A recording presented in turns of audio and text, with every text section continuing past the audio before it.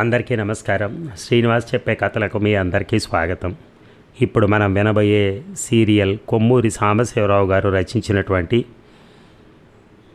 నిన్నెందుకు ప్రేమించాలి ఆఖరి భాగంలోకి వెళ్దాం. ఓ సాయంకాలం మౌంట్ రోడ్డుకి పని మీద వెళ్ళి కారు ఎక్కుతూ కాస్త దూరంగా హరాల్డ్ కారు ఎక్కుతున్న కమలను చూశాడు మూర్తి. త్వరగా వెళ్ళి హలో అన్నాడు. హలో, ఈ కారు ఎప్పుడు కొన్నావు? 6 నెలలైంది. అక్కడైనా ఉద్యోగం? తల ఊపింది. నేను సొంతంగా ఫ్యాక్టరీ పెట్టాను. విన్నాను. మరి ఎక్కడికి వెళ్తున్నావు? ఇంటికి. నేను ఫ్యాక్టరీకి వెళ్తున్నాను, చూడటానికి వస్తావా? మూర్తిని పరీక్షగా చూసి అంది. మూర్తి కారు వెనకే కమల తన కారు డ్రైవ్ చేసింది. ఫ్యాక్టరీ మెయిన్ బిల్డింగ్, షెడ్స్ తయారయ్యాయి. మెయిన్ బిల్డింగ్ దగ్గర కారు ఆపి కమలను షెడ్స్లోకి తీసుకెళ్ళి మిషన్లు చూపించారు. తర్వాత తన ఆఫీస్ గదిలోకి తీసుకెళ్లాడు. అది ఎయిర్ కండిషన్డ్ గది. ఖరీదైన ఫర్నిచరు, కాఫీ తెప్పించాడు. కమల, నేను జీవితంలో చేసిన పెద్ద పొరపాటు నిన్ను చేజేతులు వదులుకోవటం అన్నాడు సీరియస్గా. ఇప్పుడు ఆ విషయం దేనికి అడిగింది. నీకు క్షమాపణ చెప్పుకోవటానికి. కుర్రతనం వల్ల అనుభవం చాలక జీవితపు విలువలు తెలియక అలా చేశాను. దేవుడు నా జీవితాన్ని వెనక్కి తిప్పితే నేనేం చేస్తానో తెలుసా? కమల మాట్లాడలేదు. కోటీశ్వరుడి కుమార్తె అయినా రాకుమార్తె అయినా సరే నిన్ను వదులుకోను. ఇప్పుడు ఆ విషయం మాట్లాడటం వృధా కదా అని అంది. మూర్తి లేచి కమల దగ్గరికి వెళ్ళాడు. కమల, పెళ్ళైతే చేసుకున్నాను కానీ నిన్నొక్క క్షణం కూడా మర్చిపోలేదు. అమెరికాలో ఉన్నంతకాలం ఇక్కడికి వచ్చాక ప్రతిరోజు నిద్ర లేవగానే నువ్వే జ్ఞాపకం వస్తావు. రాత్రి పడుకునే ముందు నిన్ను గురించి ఆలోచిస్తూనే పడుకుంటాను అన్నాడు. కమల నవ్వి, నాగేశ్వరరావు గారి లక్షల గురించి ఎప్పుడు ఆలోచిస్తావు మరి అంది. ప్లీజ్, నేను చాలా సీరియస్గా మాట్లాడుతున్నాను కమల. నువ్వు నా ప్రాణం. ప్రాణాన్ని వదులుకుని బతుకుతున్నాను. నా కళ్ళల్లోకి చూడు, జీవచ్ఛవం అయిపోయాను. ఇన్నేళ్ల తర్వాత మళ్ళీ ఇవాళ చెప్తున్నాను కమల, నేను నీ వాణ్ణి. ఇక వెళ్దాం, నీకు మతిపోతోంది అని లేచి నిల్చుంది కమల. వద్దు, వెళ్ళిపోకు. నన్ను అర్థం చేసుకో. తప్పు చేశానని ఒప్పుకుంటున్నాను, క్షమించమని వేడుకుంటున్నాను అంటూ ఆమె 2 చేతులు పట్టుకున్నాడు. నాటకంలోలాగా మాట్లాడకు అన్నది విసుగ్గా. కమల, నన్ను ప్రేమించానన్నావే, ఇంతేనా? నన్ను క్షమించగలిగే లోతు లేదా నీ ప్రేమకి? నిజంగా నువ్వు నన్ను ప్రేమించుంటే ఇప్పుడు ఇలా అనవు. నిన్నెందుకు ప్రేమించాలి అసలు అడిగింది అతని చేతులు దులుపుకొని కోపంగా చూస్తూ. ఆమె చెంపలు ఎర్రబడ్డాయి. ఇంకా నిన్నెందుకు ప్రేమించాలి? నా ప్రేమను కోరటానికి నీకు అర్హత ఏముంది అసలు? ప్రేమ ఔన్నత్యాన్ని గురించి, గుండె లోతును గురించి మాట్లాడే యోగ్యత లేదు నీకు. కమల, ప్లీజ్ క్షమించు. క్షమించమని నువ్వంటే నేను పడిన బాధ, నేను కార్చిన కన్నీళ్లు, నేను అనుభవించిన మానసిక క్షోభ అవన్నీ ఒక్క మాటతో మర్చిపోగలనా? మొగాళ్ళంటే అసహ్యం కలిగించావు. జీవితం మీద నీకన్నా నాకు విరక్తి ఎక్కువ కలిగేటట్టు చేశావు. పిచ్చిదేనా, నీకు ఒక పెళ్ళాం ఉంది, నాకెవరున్నారు? ఏడుస్తోంది కమల. మూర్తి కమల కన్నీళ్లు రుమాలుతో తుడిచాడు. ఇంకా ఏడుస్తోంది. 2 చేతుల్లోకి తీసుకుని కావలించుకొని ముద్దులతో ఆమె కళ్ళ నీళ్లు తుడుస్తున్నాడు. ఆమె ఏడుపు మానలేదు. పెదిమలను అందుకున్నాడు. ఒక్క తోపు తోసి, నీ మీద ఇంకా నాకు అసహ్యం కలగలేదు, అది కూడా కలగాలా అంది. మూర్తి తల వంచుకుని నిలబడ్డాడు. ఇక వెళ్తాను అంది. కమల, మనం పెళ్లి చేసుకుందాం. పెళ్ళా? అవును, మంగళ నుంచి విడాకులు తీసుకుంటాను. నాగేశ్వరరావు గారు ప్రాణం విడిచే ముందు నువ్వు ఆయనకిచ్చిన వాగ్దానాలు జ్ఞాపకం చేసుకో. నీకెవరు చెప్పారు ఇవన్నీ? ఎవరో చెప్పారు. మంగళ పిచ్చిదైతే కావచ్చు, కానీ నేను ఇంకొక ఆడదానికి అపచారం చేస్తాననుకున్నావా అన్నది తలుపు వైపు వెళుతూ. కమల, నువ్వంటే నాకు ప్రాణమని, నేను నిన్ను ఇంకా ప్రాణ సమానంగా ప్రేమిస్తున్నానని నమ్ముతావా? వెనక్కి తిరిగింది. నమ్ముతాను. నీకు జీవితంలో లేని సుఖాన్ని 10 చోట్ల 10 మంది ఆడవాళ్ళ నుంచి పొందటానికి నువ్వు ప్రయత్నించలేదని నాకు తెలుసు అన్నది దీనంగా. ఇంకా నన్ను ప్రేమిస్తున్నావని ఒక్క మాట చెప్పు, అదే నాకు తృప్తి, ఆనందం అన్నాడు. చెప్పను. నిన్నెందుకు ప్రేమించాలి అని అడుగుతాను అంతే. కమల, నువ్వు అబద్ధం చెప్తున్నావు. నువ్వు నన్ను ఇంకా ప్రేమిస్తున్నావు, అందుకే ఇంతవరకు పెళ్లి చేసుకోలేదు. ఏమో, ప్రేమిస్తున్నానేమో, కానీ నీకు దానివల్ల ప్రయోజనం ఏమీ లేదు. గుడ్ బై అని వెళ్ళిపోయింది కమల. ఇక జీవితంలో అసంతృప్తి అనేది కలిగితే ఏ పని చేయటానికి తగినంత ప్రోత్సాహం ఉండదు. ఉత్సాహం లేకపోతే ఏ పని శ్రద్ధగా చేయలేరు. ఏడాది తిరక్క ముందే ఫ్యాక్టరీ మూసేశాడు. 1,50,000 నష్టంకి చవకగా అమ్మేయాల్సి వచ్చింది. ఫౌంటైన్ పెన్నులు తయారు చేసే ఫ్యాక్టరీ పెట్టాడు. తర్వాత 6 నెలలు సాగి ఆగిపోయింది. అందులో 50,000 నష్టం. ఇలా ఒకదాని తర్వాత ఒకటి కొత్త కొత్త వ్యాపారాలు ప్రారంభించడం, నష్టం రావటం, మూసేయటం జరుగుతూనే ఉంది. స్విట్జర్లాండ్ నుంచి సైకియాట్రిస్ట్, అంతర్జాతీయ ఖ్యాతి ఉన్న డాక్టర్ భారతదేశం వచ్చాడని తెలిసి మంగళను బొంబాయి తీసుకెళ్ళి ఆయనకి చూపించాడు. ప్రారంభంలో ట్రీట్ చేసుంటే ఇంత ముదిరేది కాదు అని మందులు రాసిచ్చాడు. ట్రంక్ ఫోన్లో మద్రాసులో ఒక డాక్టర్కి ట్రీట్మెంట్ చేయవలసిన విధానాలు చెప్పాడు.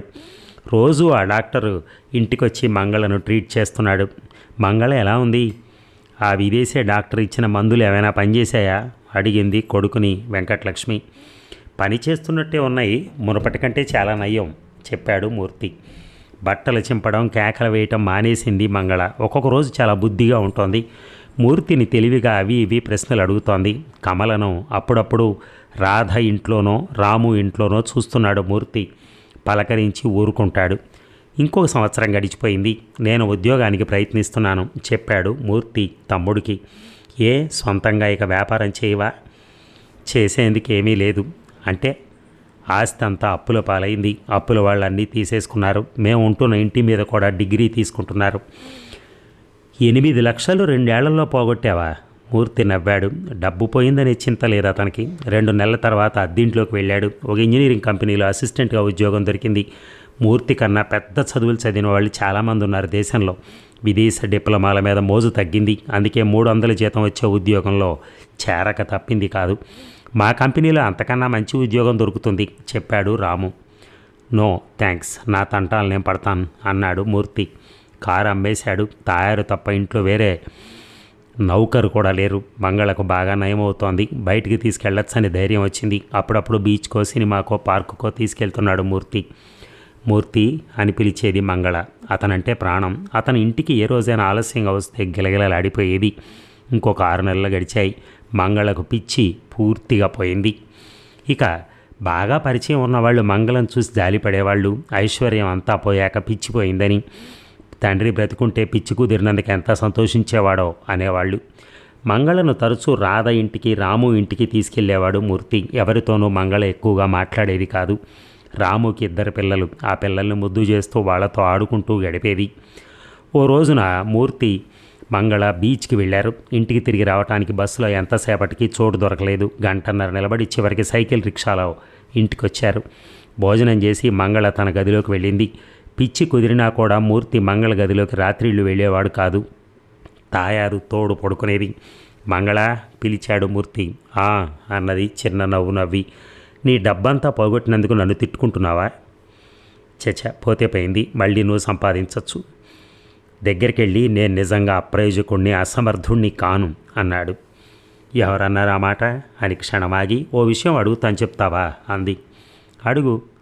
రాధ ఇంట్లో ఆ వేళ చూశాను కమల అనే ఆమెని. నువ్వు ఆమెను ప్రేమించావా? నీకెలా తెలుసు? ఆమెను పెళ్లి చేసుకుంటానని మాటిచ్చి మోసం చేసి డబ్బు కోసం నన్ను పెళ్లి చేసుకున్నావా?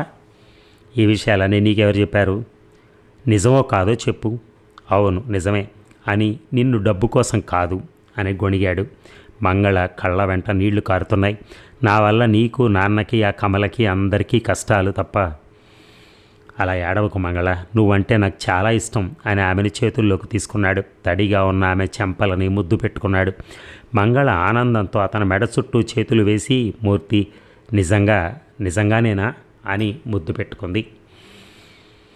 ఇక మంగళకి 5వ నెల చెప్పాడు మూర్తి తల్లికి. వెంకటలక్ష్మి సంతోషంతో ఆశ్చర్యంతో చూసింది కొడుకుని. అసలే ఆరోగ్యం బాగాలేని పిల్ల, జాగ్రత్తగా చూడాలి సుమా అంది. అందుకే కొన్నాళ్ల పాటు అక్కడికి వచ్చి ఉండమని నిన్ను అడుగుదామనుకున్నాను. మూర్తి చెప్పలేక చెప్పాడు. సొంత ఇల్లు కాదు, నౌకర్లు లేరు, ఎయిర్ కండిషన్ గదులు లేవు, వాటన్నిటికీ అలవాటు పడ్డది తల్లి. రేపొస్తాను, ఉండటానికేం కానీ పిల్లలు నన్ను వదిలి ఉండరు, అదే బాధ అన్నది వెంకటలక్ష్మి. మర్నాడు మూర్తి ఇంటికి వెళ్ళింది. మంగళ గదిలో తన సామాను పెట్టుకుంది. మూర్తి ఆ ఉద్యోగం మానేసి ఇంకో కంపెనీలో ఎక్కువ జీతానికి చేరాడు. నెలకి 500. చాలా శ్రద్ధగా పనిచేస్తున్నాడు. బాగా డబ్బు సంపాదించాలి, పోగొట్టుకున్నదంతా సంపాదించాలి. తనకు పుట్టబోయే పిల్లాడికో పిల్లకో ఏమీ తక్కువ కాకుండా చూడాలి. మనసు నిండా ఇలాంటి ఆలోచనలే. అప్పుడప్పుడు ఎక్కడైనా కమల కనిపించేది. మర్యాదగా పలకరించి వెళ్ళిపోతున్నాడు. ఒక రోజున కమల అడిగింది, నీ భార్యకి నెలలట కదా అని. తల ఊపాడు మూర్తి. రాము, రాధ, మూర్తి ఇంటికి తరచూ వస్తున్నారు. అన్నయ్య, నీకేమైనా డబ్బు కావలిస్తే అడుగు, సందేహించకు అన్నాడు రాము ఓ రోజున. అవసరం లేదు, అప్పుగా తీసుకోపోని మళ్ళీ వచ్చు. అవసరం లేదు అన్నాడు మూర్తి కటువుగా. తమ్ముడితో డబ్బు విషయం మాట్లాడటం ఇష్టం లేదు మూర్తికి. మంగళను ఆసుపత్రిలో చేర్పించమని చెప్పింది లేడీ డాక్టర్ అంది వెంకటలక్ష్మి ఒక రోజున. అప్పుడే ఎందుకో ఇంకా టైం రాలేదుగా, అయినా ఆసుపత్రి ఎందుకు, ఆ లేడీ డాక్టర్ ఇంటికి వచ్చి పురుడుపోయిదా? ఇప్పుడే ఆసుపత్రిలో చేర్పించడం మంచిది అంది తల్లి చెప్పింది. ఆ వేళ లేడీ డాక్టర్ని మూర్తి కలుసుకున్నాడు. కాన్పు చాలా కష్టం అవుతుంది, అందుకని ఆసుపత్రిలో చేర్పించమన్నాను చెప్పింది ఆమె. ఇప్పుడు ఎందుకు, ఇప్పటి నుంచి అబ్జర్వేషన్లో ఉంచడం మంచిది అని లేడీ డాక్టర్ చెప్పగానే అయితే చేర్పిస్తానని మూర్తి వెళ్ళిపోయాడు. మర్నాడు మంగళను మెటర్నిటీ ఆసుపత్రికి తీసుకెళ్లాడు. ఇక స్పెషల్ వార్డులో గది దొరికింది. మంగళతో తయారు ఆసుపత్రిలో ఉంటోంది. వెంకటలక్ష్మి రాము ఇంటికి వెళ్ళిపోయింది. ప్రతిరోజు సాయంత్రం ఆసుపత్రికి వెళ్ళి మంగళను చూస్తున్నాడు మూర్తి. పళ్ళు, బిస్కెట్లు, చాక్లెట్లు కొని తీసుకెళ్లేవాడు. రోజంతా నేనేం చేస్తూ ఉంటానో తెలుసా అడిగింది మంగళ. ఏం చేస్తూ ఉంటావు? సాయంకాలం ఎప్పుడవుతుందా అని నిమిషాలు లెక్క పెడుతూ ఉంటాను. మూర్తి మనస్సు చివుక్కుమంది. మంగళకు తన మీద అంత ఇష్టం ఎలా వచ్చింది? డబ్బంతా పోగొట్టినందుకు తన మీద ఏమాత్రం కోపం లేదే. ఆడవాళ్ల మనస్సులు విచిత్రం. కమల కూడా విచిత్రమైన మనిషి. ఇంకా తనను ప్రేమిస్తోంది. నిన్నెందుకు ప్రేమించాలి అందగాని, నిన్ను ప్రేమించడం లేదని కానీ, నువ్వంటే నాకు అసహ్యమని కానీ అనలేదు. తన మీద ప్రేమ ఉండబట్టే ఎవరినీ పెళ్లి చేసుకోలేదు. ఆ ప్రేమ లోపల అణిచి ఉంచుకుంటుంది, కానీ పైకి ప్రదర్శించదు. తనని ముట్టుకోనివ్వదు. ఆడవాళ్ళని అర్థం చేసుకోవటం చాలా కష్టం. మగాళ్లలాగా ఆలోచించరు. నీతిని గురించి, త్యాగం గురించి, ప్రేమ గురించి, బాధ్యతల గురించి వాళ్ళ అభిప్రాయాలకు మగాళ్ళ అభిప్రాయాలకు దృక్పథంలో చాలా తేడా ఉంటుంది. ఇల్లు, ఆఫీసు, ఆసుపత్రి ఇంతే మూర్తి కార్యక్రమం. ఇక అర్ధరాత్రి కారు హారన్ మోత వినిపించి మూర్తి నిద్ర మేల్కొన్నాడు. లేచి కూర్చునే లోపలే తలుపు చప్పుడైంది. నువ్వా? ఏమిటి, ఏమైంది అడిగాడు ఆదుర్దాగా. మంగళకి నొప్పులు వస్తున్నాయట, తాయారు ఇంటికి ఫోన్ చేసింది, చెప్పడానికి వచ్చాను అన్నాడు రాము. మూర్తికి టెలిఫోన్ లేదు, అందుకని రాముకు టెలిఫోన్ చేసింది తాయారు. డ్రెస్ చేసుకుని వస్తానుండు, ఆసుపత్రిలో నన్ను దింపెద్దు గాని అన్నాడు మూర్తి. రాము నవ్వి, అది మెటర్నిటీ ఆసుపత్రి, అర్ధరాత్రి నేను లోపలికి వెళ్ళనివ్వరు అన్నాడు. క్షణంలో మూర్తి డ్రెస్ చేసుకుని కారెక్కాడు. ఆసుపత్రికి వెళ్ళి ఎలా ఉందో కనుక్కుందాం అన్నాడు. ఆసుపత్రి గేటు మూసుంది. వాచ్మెన్ వచ్చి పర్మిషన్ లేదే లోపలికి వెళ్ళడానికి వీల్లేదని చెప్పాడు. రాము ఇంటికి వెళ్ళాడు. తాయారు మళ్ళీ టెలిఫోన్ చేసిందా అడిగాడు మూర్తి తల్లిని. లేదు అని చెప్పింది వెంకటలక్ష్మి. టెలిఫోన్ పక్కనే కూర్చున్నాడు రాము భార్య 2 కప్పులు టీ తెచ్చిచ్చింది. వెంకటలక్ష్మి కొడుకు ఎదురుగా కూర్చుంది. అలా సీరియస్గా ఉన్నావెందుకు? ఎంత కష్టమైనా కానుపైనా పర్వాలేదు, మెటర్నిటీలో ఎక్స్పర్ట్స్ ఉన్నారు రాము ధైర్యం చెప్పాడు అన్నకి. ఆసుపత్రికి టెలిఫోన్ చేస్తే అన్నాడు మూర్తి. చెయ్యి, కనుక్కొని చెప్తానని 10 నిమిషాల తర్వాత ఫోన్ చేయమని చెప్పింది డ్యూటీ నర్స్. 5 నిమిషాల్లో టెలిఫోన్ మోగింది. మూర్తి రిసీవర్ తీసుకుని హలో అనగానే తాయారు అంది. ఏమిటి, ఇంకా నొప్పులు వస్తున్నాయి. డాక్టర్ ఏమంది? నాకు డాక్టర్ కనిపించలేదు. ఏమీ పర్వాలేదని నర్స్ చెప్పింది. మళ్ళీ ఫోన్ చేయ ఒక 10 నిమిషాల్లో. సరేనండి. 10 నిమిషాలకు ఒకసారి తాయారు ఫోన్ చేస్తోంది. ఇంకా నొప్పులు పడుతోందని, కాన్పు అవ్వలేదని చెప్తోంది. సిగరెట్ తాగుతూ పచారులు చేస్తున్నాడు మూర్తి. తెల్లారగట్ట 4:30కే మంగళ ఆడపిల్లనగా ఉంది. ఇక 6 గంటలకల్లా రాము, సుగుణ, వెంకటలక్ష్మి, రాధ మూర్తితో ఆసుపత్రికి వెళ్ళారు. సారీ, ఇప్పుడు చూడటానికి వీల్లేదు అన్నది మ్యాట్రన్. ఎందుకని? ఏమో, డాక్టర్ ఎవరిని చూడొద్దని చెప్పి వెళ్ళారు. సాయంకాలం రండి. పిల్లనైనా చూడకూడదా? సాయంకాలం చూడొచ్చు. పేషెంట్ కూడా ఉన్న మనిషి ఎక్కడుంది? పేషెంట్ దగ్గరే ఉంది, ఒకసారి పిలిపించండి. సారీ అంది మ్యాట్రన్. మూర్తి ఆర్ఎంఓను కలుసుకున్నాడు. నా భార్య ఆడపిల్లని కాలంది, తెల్లారగట్ట చూడటానికి వీల్లేదంటోంది మ్యాట్రన్. ఏమిటి రూల్స్ అని అడిగాడు. డాక్టర్ చెప్పినట్టు చేయాలి, సాయంకాలం రండి అని ఆయన చెప్పాడు. ఇక చేయగలిగింది ఏమీ లేక అందరూ వెళ్ళిపోయారు.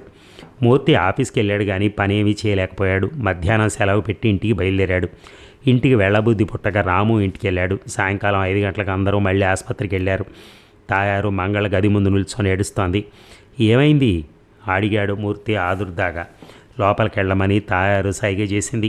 మూర్తి అతని వెనకే మిగతా అందరూ గదిలోకి వెళ్ళారు. మంగళ తెల్లటి దుప్పటి కప్పుని పడుకొని ఉంది. పక్కనే ఉయ్యాల. లేడీ డాక్టర్, నర్సు మంగళ పక్కన నిల్చొని ఉన్నారు. చప్పుడు చేయొద్దని, మాట్లాడొద్దని నర్సు సంజయ్ చేసింది. మూర్తిని రమ్మని డాక్టర్ తల ఊపి వసారాలోకి వెళ్ళింది. కాన్పు సజావుగానే సాగిపోయింది. ఫోర్సెప్స్ కూడా ఉపయోగించవలసిన అవసరం లేకపోయింది. బేబీ 6 పౌండ్ల బరువు ఉంది. That is all right. నా భార్య ఎలా ఉంది అడిగాడు మూర్తి. కాన్పు అయ్యాక చాలా తీవ్రంగా జ్వరం వచ్చింది. టెంపరేచర్ ఎంత? ఇప్పుడు 103, పొద్దున్న 105 ఉంది. తగ్గుతోందా? జ్వరం తగ్గుతోంది, కానీ వాట్ ఈజ్ ఇట్ డాక్టర్? మతి సరిగా లేదు, పిచ్చి పిచ్చిగా మాట్లాడుతోంది. ఇది వరకు మెంటల్ కేసు అని చెప్పారు మీరు, మళ్ళీ తిరగబెట్టింది ఏమో అనుమానంగా ఉంది. జ్వరం వల్ల కాదని ఎందుకంటున్నారు? నిశ్చయంగా తెలియదు. చాలా జాగ్రత్తగా చూస్తున్నాం. మా చేతనైనంత వరకు ప్రయత్నిస్తున్నాం. బేబీని చూసి వెళ్ళండి, పేషెంట్ని లేపద్దు. మూర్తి గుండె బరువు ఎక్కింది. నెమ్మదిగా గదిలోకి వెళ్ళాడు. మంగళ కళ్ళు తెరిచి చూస్తోంది. నర్సు మంగళ 2 చేతులు పట్టుకుంది, జుట్టు పీక్కోకుండా. పకపకా నవ్వింది మంగళ. మంగళ, నేను మూర్తిని అన్నాడు దగ్గరికి వెళ్ళి. కళ్ళు పెద్దవి చేసి వెరగబడి నవ్వుతోంది. ప్లీజ్ పలకరించకండి చెప్పింది నర్సు. వెంకటలక్ష్మి మూర్తి చేయి పట్టుకుని ఉయ్యాల దగ్గరికి తీసుకెళ్ళింది. ఎర్రగా ఉంది పాపాయి, నిద్రపోతోంది. అందరూ వసారాలోకి వెళ్ళారు. మా అమ్మకి టెలిఫోన్ చేసి చెప్తూ ఉండు అన్నది మూర్తి అన్నాడు తాయారుతో. ఇక రోజు సాయంకాలం మూర్తి వెంకటలక్ష్మి ఆసుపత్రికి వెళ్తున్నారు. మంగళ ఎవరిని గుర్తుపట్టలేదు. 2 చేతులు కట్టేశారు. కాళ్ళు తన్నుకోకుండా బిగించారు. జ్వరం తగ్గలేదు. నవ్వుతోంది, ఏడుస్తోంది, అరుస్తోంది, పిచ్చిగా మాట్లాడుతోంది. తను పిల్లని కన్నానని తెలియదు. ఉయ్యాల్లో పాపాయిని చూసినప్పుడల్లా నాకు పాపాయిలంటే ఇష్టం, పక్కింటి వాళ్ళ పాపాయిని నన్ను ఎత్తుకొనివ్వరు అని మంగళ పెళ్ళి అని కొత్తలో చెప్పిన విషయం జ్ఞాపకం వచ్చింది మూర్తికి. ఆసుపత్రి డాక్టర్ అనుమతి తీసుకుని మంగళ పిచ్చి కుదిర్చిన డాక్టర్ని ఆసుపత్రికి తీసుకెళ్లాడు మూర్తి. అవును, ఇది జ్వర తీవ్రత వల్ల రాలేదు, కాన్పులో వచ్చింది అన్నాడు ఆయన. పాపాయి అడిగాడు మూర్తి భయపడుతూ. ఫ్రాంక్గా చెప్పాలంటే తెలియదనాలి. ఒక్కొక్కప్పుడు తల్లి పిచ్చిదైతే పిల్లలు పిచ్చివాళ్ళు అవుతారు. ఒక్కొక్కప్పుడు పిల్లలకి పిచ్చి రాదు. పాపాయిని ఇప్పుడు పరీక్ష చేసినా ఏం తెలియదు. ఆ మాటకు వస్తే ఎప్పుడు పరీక్ష చేసినా తెలియకపోవచ్చు. ఆ అక్షరాలు ముందు కనిపించకపోవచ్చు లక్షణాలు. మీ అదృష్టం, ఆ అమ్మాయి అదృష్టం అన్నాడు డాక్టర్. మంగళకి మళ్ళీ పిచ్చి కుదురుతుందా తెలియదు, ప్రయత్నించి చూడాలి. రిలాప్స్ వస్తే కుదరటం కష్టం. పిడుగుపడినట్టయింది మూర్తికి. ఆవాళ రాము ఇంటికి వెళ్ళలేదు. తన ఇంటికే వెళ్ళి ఒంటిగా కూర్చున్నాడు. తన మీద తనకే కోపం వస్తోంది. తను నిగ్రహం చూపుంటే మంగళ చోళాలు కానట్టయితే ఆలోచిస్తూ రాత్రంతా నిద్ర కూడా పోలేదు. ఇక పొద్దున్నే రాము వచ్చాడు మూర్తి ఇంటికి. మంగళకి జ్వరం ఎక్కువైందట, కండిషన్ సీరియస్గా ఉందని డాక్టర్ చెప్పిందట. పద అన్నాడు. తను వెళ్ళి ఏం చేస్తాడు? మందులేస్తాడా? జ్వరం తగ్గించగలడా? నిద్రమత్తులో వెళ్ళినట్టు లేచి బయలుదేరాడు. మంగళ గదిలోకి డాక్టర్లు వెళ్తున్నారు, వస్తున్నారు. నర్సులు ఏవో పరికరాలు తీసుకుని గదిలోకి పరిగెత్తుతున్నారు. మూర్తి గది బయటే నిల్చున్నాడు. ఆక్సిజన్ ఇస్తున్నట్టున్నారు అన్నాడు రాము. మూర్తి మాట్లాడలేదు. తను దోషి, చేసిన తప్పులు లెక్క పెట్టుకుంటున్నాడు. తనకి ఏ శిక్ష పడాలి? తన వల్ల ఎందరికీ బాధ దుఃఖం కలిగాయి. లోపలికి రండి నర్సు పిలిచింది. రాము మూర్తి గదిలోకి వెళ్ళారు. మంగళ కళ్ళు మూసుకొని ఉంది, ఊపిరి పీలుస్తోంది. దగ్గరికి వెళ్ళి తల మీద చేయి వేశాడు మూర్తి. కళ్ళు తెరిచింది. మూర్తిని కళ్ళల్లోకి చూసింది. తనను గుర్తుపట్టిందా? గుర్తుపట్టినట్టుగా చూశాయి ఆమె కళ్ళు. మంగళ కళ్ళు మూసుకుంది. చాలా బలహీనంగా ఊపిరి పీలుస్తోంది. 5 నిమిషాలు గడిచాయి. అలాగే నిలబడ్డాడు మూర్తి. పద అని చేయి పట్టుకుని లాక్కెళ్ళాడు రాము అన్నని. ఒళ్ళు అట్టే వేడిగా లేదు, నన్ను గుర్తుపట్టింది, బలహీనం వల్ల మాట్లాడలేకపోయింది అన్నాడు మూర్తి. రాము మూర్తిని కళ్ళల్లోకి చూశాడు. అన్నకు కూడా పిచ్చి పట్టిందా అని క్షణం పాటు అనుమానం కలిగింది అతనికి. తాయారు ఏడవటం వినిపిస్తోంది. నువ్వు పక్కనుండగానే ప్రాణం పోయింది అన్నాడు రాము. మూర్తి ఏడవలేదు, కొయ్య బొమ్మలా నిలబడ్డాడు. పద, నిన్ను ఇంట్లోకి దింపి నేను తిరిగి వస్తాను. దేనికి? జవాబు చెప్పకుండా మూర్తి చేయి పట్టుకుని లాక్కెళ్ళాడు రాము. ఇక మంగళపోయి వారం రోజులైంది. మూర్తినొచ్చి తన ఇంట్లో ఉండమని రాము ఎంత బతిమాలిన అతను తన ఇంట్లోంచి కదలలేదు. పాపాయిని వెంకటలక్ష్మి తీసుకెళ్ళింది. తాయారు ఇంటికి రాలేదు. ఎక్కడికి వెళ్ళిందో ఎవరికీ తెలియదు. మూర్తి పడకుర్చీలో పడుకుని సిగరెట్లు తాగుతూ అర్థం లేని ఆలోచనలతో రోజులు గడిపేస్తున్నాడు. ఆఫీస్కి వెళ్ళటం లేదు, గడ్డం గీసుకోవటం లేదు, సరిగా స్నానం చేయడు, తల దూకోడు. రాము ఇంటి నుంచి వెంకటలక్ష్మి అన్నం తెస్తోంది కొడుక్కి, సరిగా తినడు. ఏమిటి అలా ఆలోచిస్తూ కూర్చుంటావు అడిగాడు రాము ఒక రోజున. ఏమీ లేదు. ఏమీ లేకపోతే ఎందుకు ఎప్పుడు ఇక్కడే కూర్చుంటావు? ఆఫీస్కి వెళ్ళకూడదు? ఎందుకు? వెళ్లకుండా ఎన్నాళ్ళు ఎలా ఉంటావు? ఆఫీస్కి ఎందుకు వెళ్ళటం? ఎవరి కోసం సంపాదించాలి నేను? పాపాయి విషయం మర్చిపోయావా? ఆ బాధ్యత నేను తీసుకున్న బాధ్యతలు సరిగా నిర్వహించాను గనకన పాపాయి బాధ్యత తీసుకునేందుకు. ఇదివరకు ఏమైనా, ఇప్పుడు పాపాయి బాధ్యత నీదే. ఎవరు పెంచుతారు? అమ్మ. మూర్తి, అలా నీరసించకు. మంగళ పోయిందని విచారిస్తున్నావా? భగవంతుడు మంగళ మీద కనికరం చూపాడేమో. ముసలితనం వరకు పిచ్చిదిగా బతకకుండా త్వరగా తీసుకెళ్ళాడు. అలా అని నన్ను నేను సముదాయించుకోమంటావా?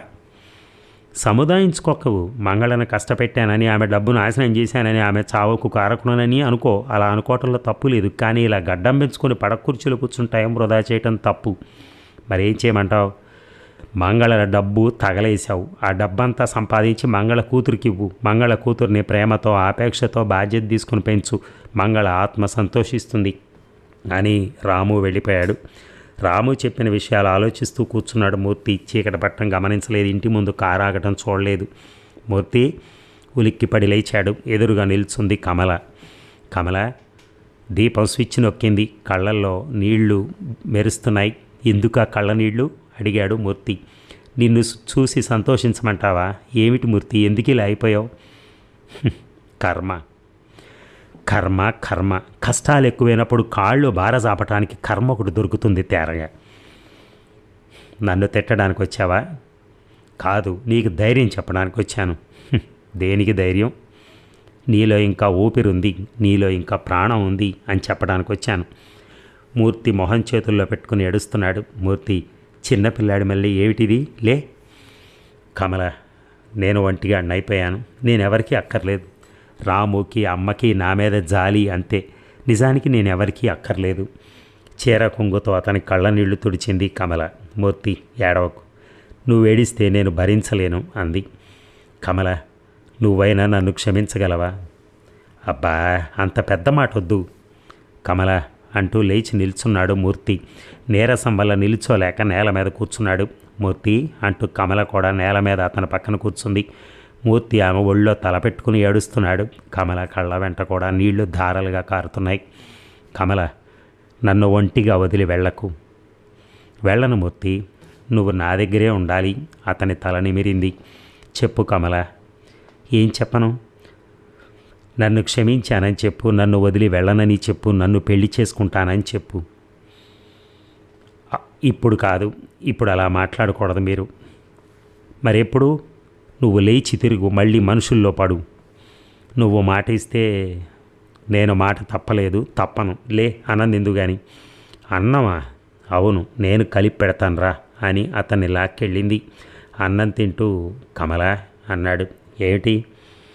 పాపాయి ఏమిటి? ఎక్కడుంటుంది?